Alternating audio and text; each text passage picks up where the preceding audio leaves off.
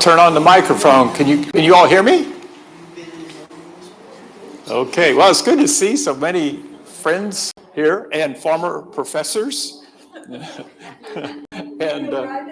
I feel right at home.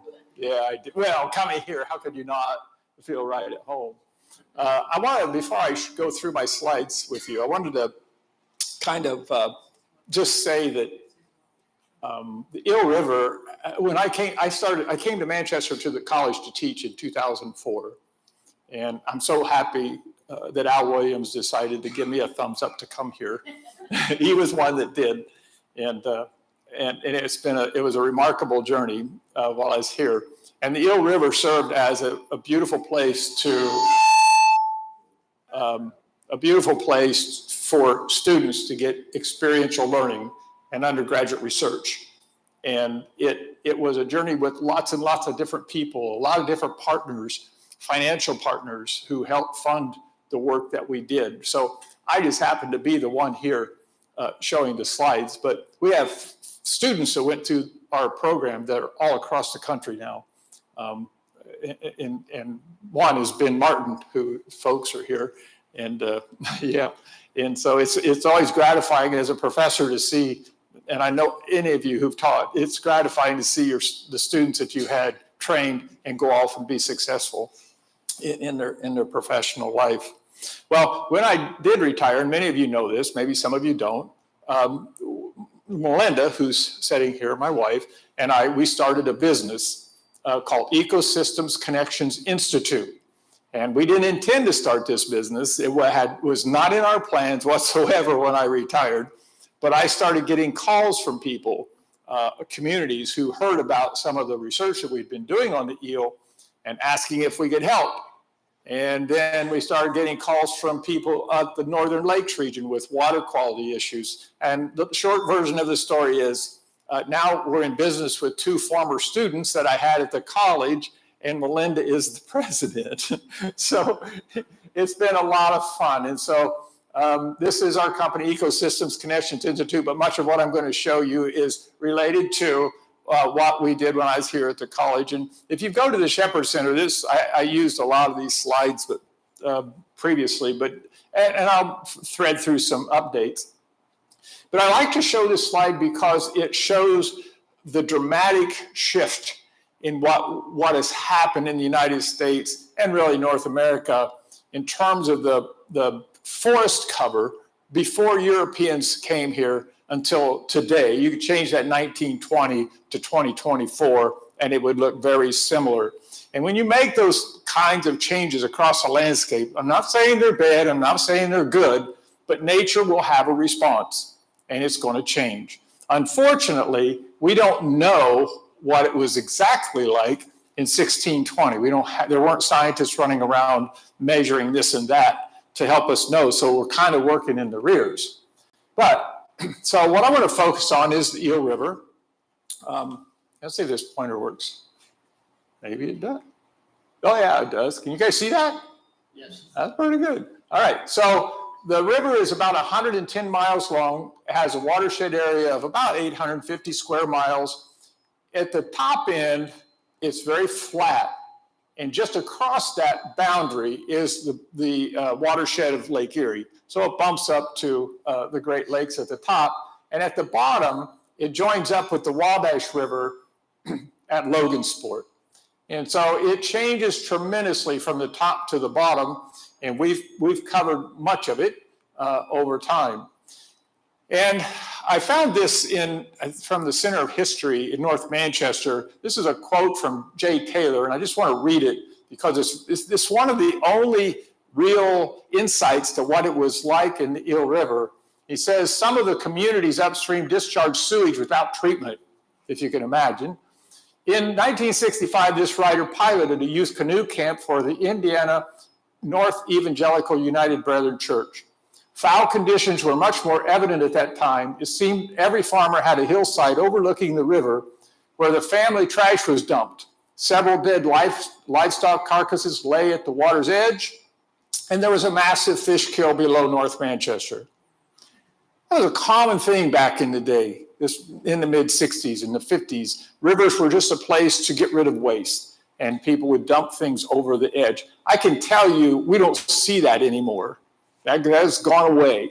Now we have wastewater treatment plants that treat our waste, and we just don't see places where people indiscriminately dump trash over the edge. So it's nice to know that things have gotten better.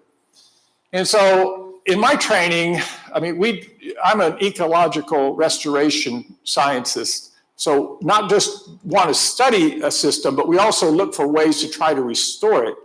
And it's very interdisciplinary, and that's really a good thing. And it was a great thing for students to get involved because they quickly learned that you can know all the science, perhaps, or parts and pieces of it, but you have to also understand the economics, you have to understand the social science, or at least be aware of it, and you sometimes have to use professional logic, which just is a fancy way of saying we guess, because we don't always have all the answers that we're looking for. And then it all rests on funding. Without funding, without money, the work that we've done in the Eel River Basin would never have happened. And we've had over the years some really good funding partners, and it continues today. So even through our company, we're continuing to do research in the Eel River, and we even this year. So one of the first things you have to understand is gravity. Water runs downhill. It always does, and I think it always will. I've given a lot of talks to communities where they're thinking about taking out their dams, and I can't tell you how many times during that talk the people would say, well, but the river's going to run out of water. Really? Or we just took the dam out in Marion. If you get a chance to go to Matter Park or to Marion, we took out a pretty good sized dam there. And more than one person came. They said, you know, there's only two rivers in the world that flows north, and this is one of them, the Mississippi. The other's the Nile. Did you know that? I said, really? So there's just a lot of misunderstanding that people have, and so the work we do, we also do a lot of education outreach. So there have been some, I call them purposeful reintroductions of animals back to this part of the world. When I was younger and when you were younger, there were no bald eagles in Indiana. They've been reintroduced through a long process. We had nothing to do with that, but these are things that work. There's river otters back in the Eel River, and there's wild turkeys that are now all about the territory. You may even see them in the timber. You have one here, yeah. And so those are good things to see happen. In the eel, there are 61 species of fish. Does that surprise you? That's a lot, isn't it? I've had people say, since the otters were brought in here, there are no fish left in the river. Yeah, and Melinda is holding this fish. It's called a greater red horse sucker. It's a state endangered species. The only place where this fish is known to live in the entire Ohio River Basin is in the middle part of the Eel River. No one knows where it came from. Nobody knows why it's there. We've never had funding to study it, to understand its life history in this part of the world. But this, for whatever reason, it's here. And it's one of the larger fish that we get. That's a pretty large fish. And it has that bright red tail. Here are a couple other really spectacular little fish. I see we're off on the bottom there. But the top one is called a rainbow darter. That fish is about 3 inches long, tiny little thing. It's a cousin of a perch. And the bottom one is a blue breast darter. Another really cool fish that is here, we don't often see it, but it's an American eel. It's really one of the great miracles of nature.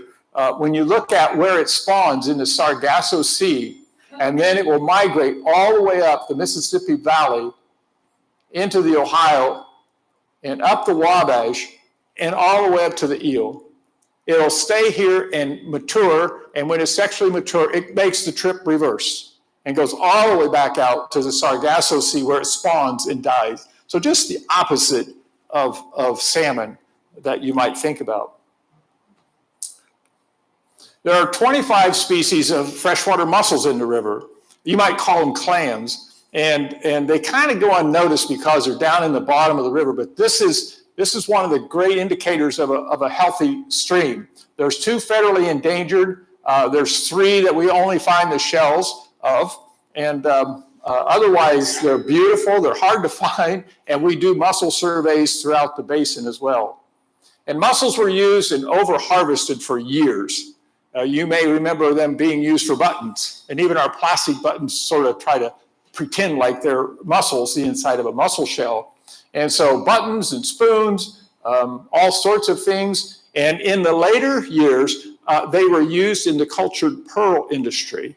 And I won't go into the details of that, but they were over-harvested. And in the early 1990s, the state of Indiana outlawed the collection of mussels, so they're all protected. And they have a really interesting life cycle. They begin, of course, as an adult, and they produce these things called glaucidia. They look like little clams with a fang on them. And then these little glaucidia hook onto the gills of a fish. And that's how they get from one place to another. They consume the blood out of the gill. It doesn't hurt the fish. And then when they are ready, they drop off as juveniles into the sediment. And if they drop in the right place, they live. Most of them, of course, don't live.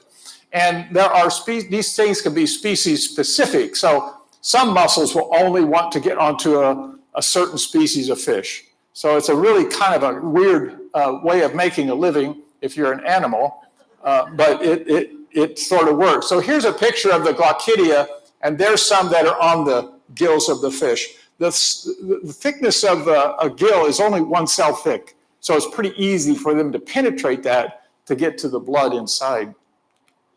And so how do you get on a gill of a fish? Well, pretend like you're a fish and have the fish come up and try to eat it, and then it releases these glaucidia.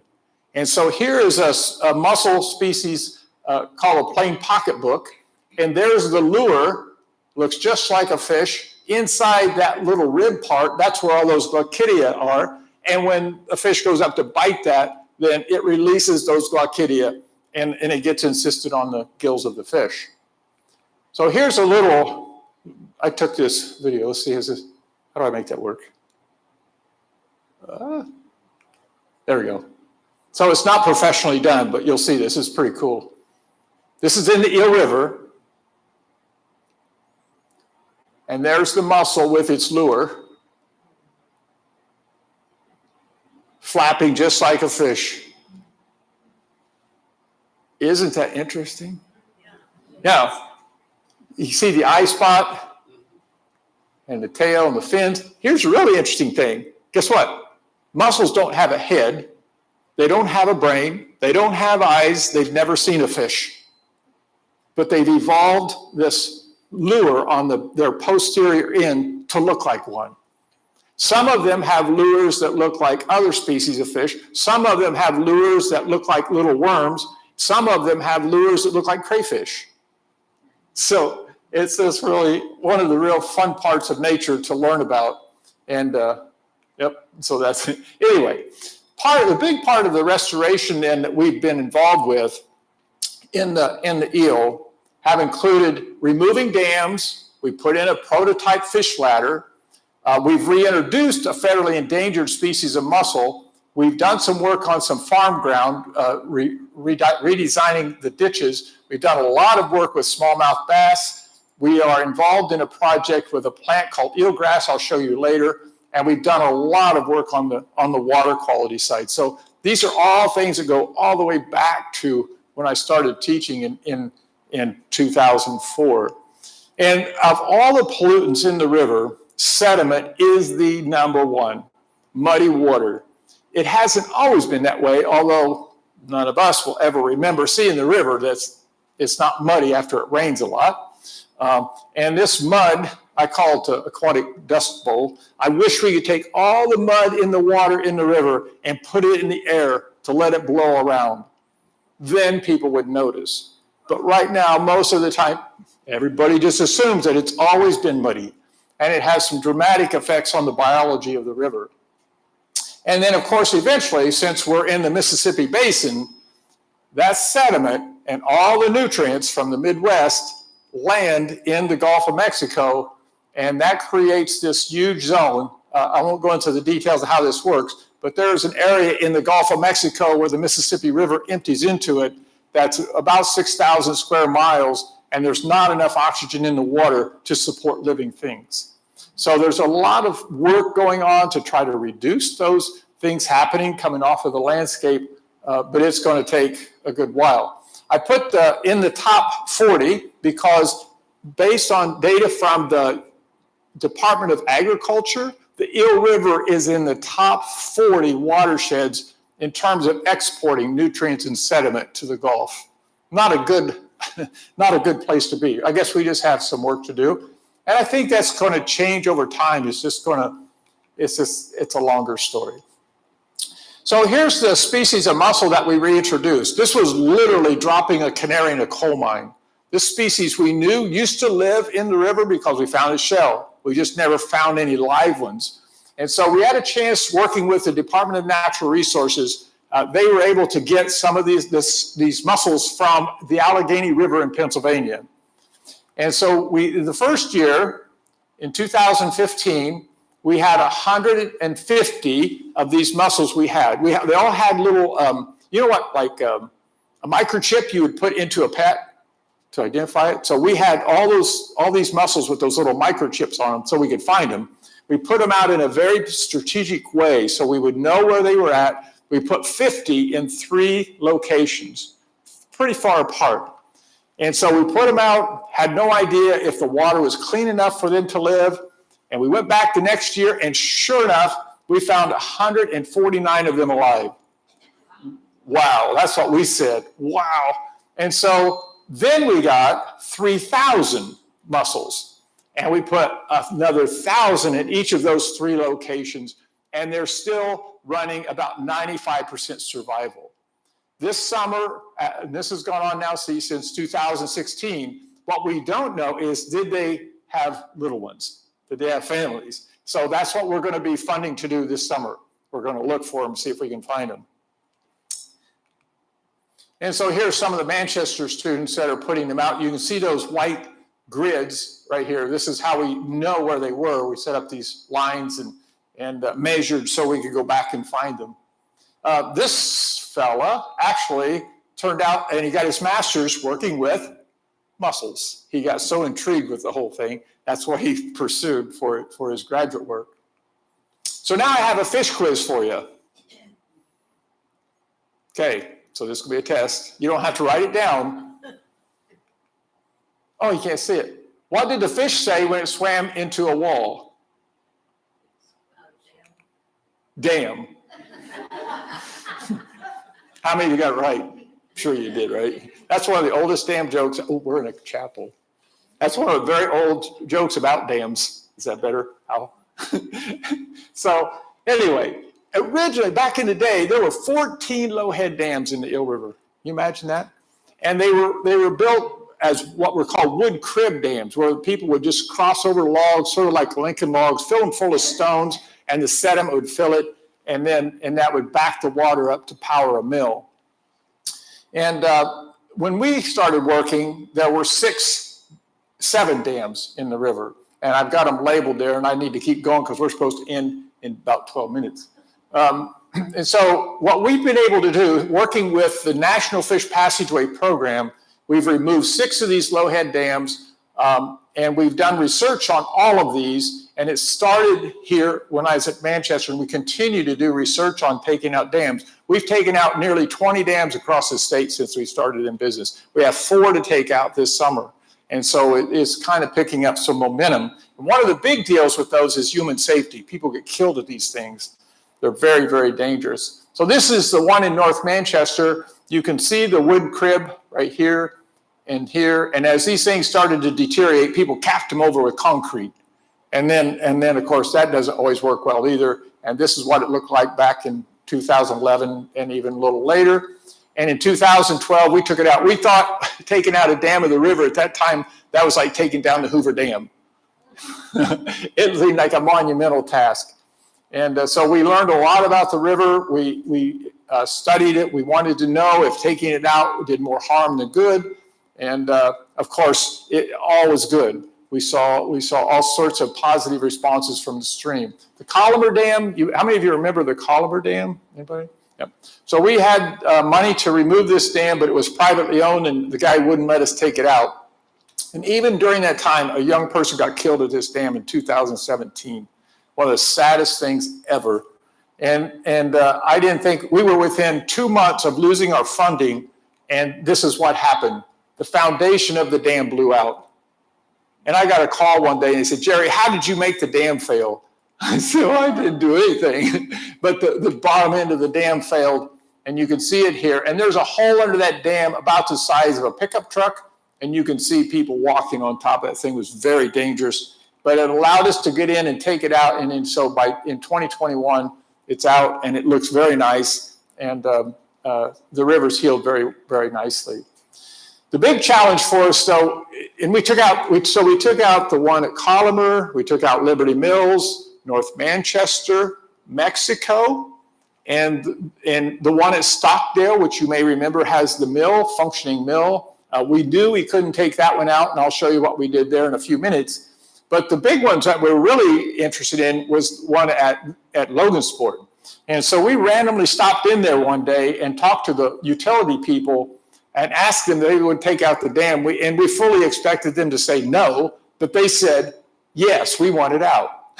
And so we were pretty excited about that. It was 425 feet long, 12 feet tall, had a pool behind it about a mile.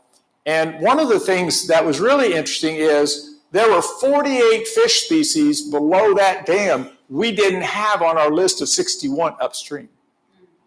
Cool. So getting to take this dam out, and it was going to reconnect over 1,200 stream miles, and there were 15 mussel species below that dam we didn't have above the dam.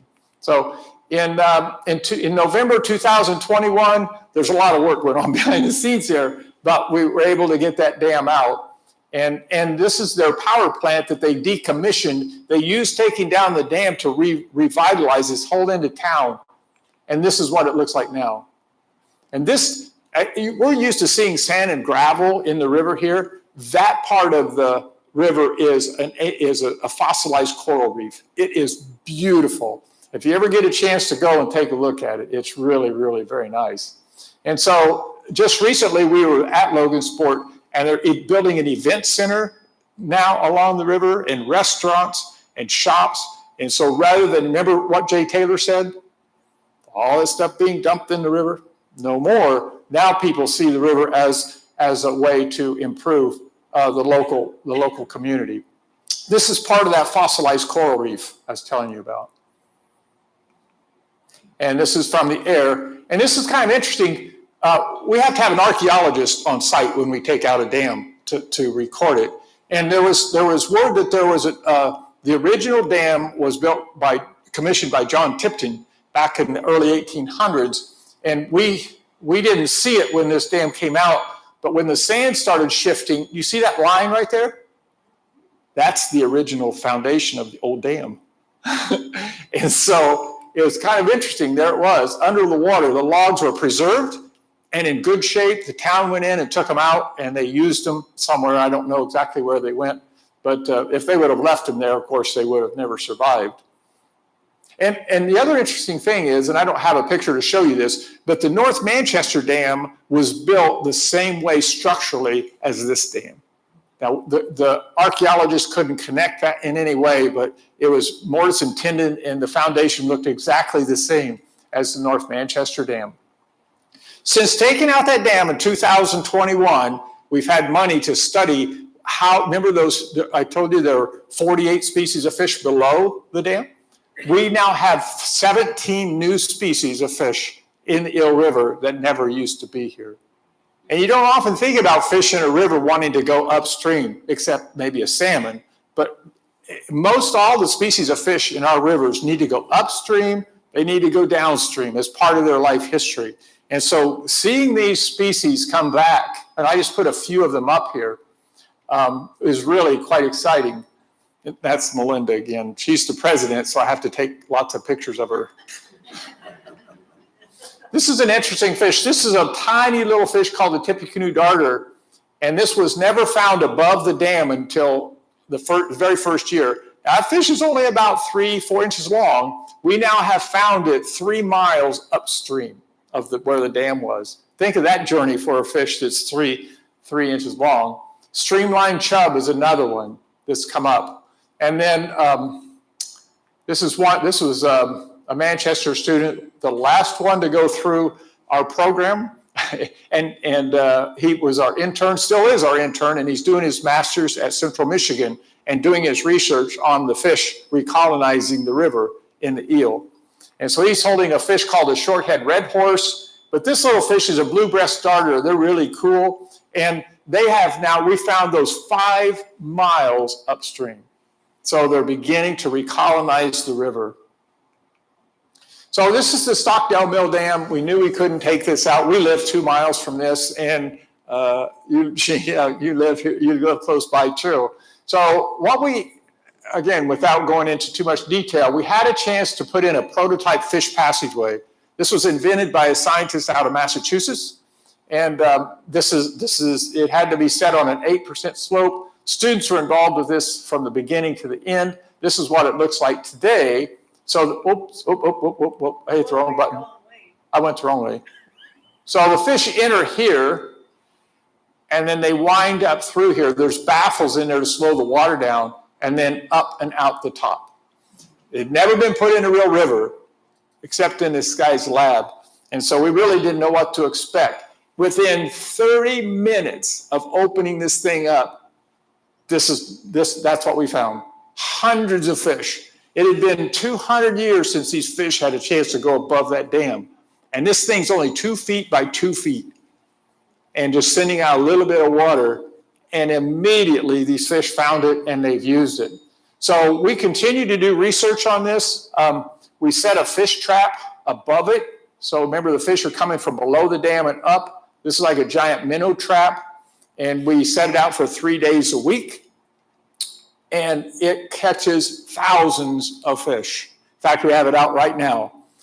2 weeks ago, we set it out and when it was a little warmer. And in 4 hours, we counted 6,500 fish in that net. It was too heavy. We couldn't even pick it up. So the fish way works wonderfully. It passes fish through there.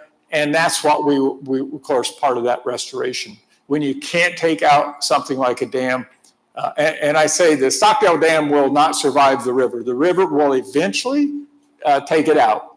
But for now, we'll be satisfied with yep. Mm-hmm. Are those fish food from the fish? Are they what? Food from the They are. Some are. And some are the prey. And some are the predators.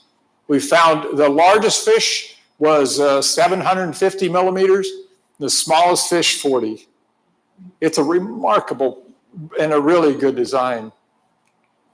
The other thing we're involved with now is reintroducing a plant called eelgrass. And anecdotally, when we talk to people, they remember this plant being in the river, but it's gone. We kind of guess, or just from anecdotal evidence, think that when atrazine came on the market for farming, that was probably what killed it. So again, just like that mussel species, we put out some test plots, and sure enough, it's grown. And we had a master student from Central Michigan work on this project with us, and so we had 6 locations in the river, and set out this sort of experimental design. And this is that same. You can kind of see in this picture these groups of grass. Those are left over after 2 years. So it was happy, and it's growing. This is, in my opinion, next to taking out a dam, the best thing that could ever happen in the Eel River is to get this plant back in there. And so last year we had money, and we were partially supported through the community foundation here in Wabash County. We put out 30,000 plants in one place. And so you can see them. This is our drone picture here. And so this summer we'll be evaluating that and see how well they do. And here's some research technicians. You see those little fish? There's my fish. So here's a lot of our partners: U.S. Fish and Wildlife Service, this National Fish Passageway Program, A lot of our grants that we've written over the years competed nationally for money. And still to this day, the Eel River is a priority watershed for the U.S. Fish and Wildlife Service out of 9 states in their Midwest region. So a lot of partners, a lot of things come together. The eel is, I'm going to say, is far better today than it ever used to be. And if we can kind of improve the water quality a bit more, I think we'll be really in good shape. So anyway, it's 4:30, and I understand that's when I'm supposed to stop talking. But if you have some questions, I would be happy to answer them, I think, if I can. Forgive my ignorance, but why were so many dams put in? So they powered mills. I knew that was the one. So the Stockdale Mill, in fact, it still works.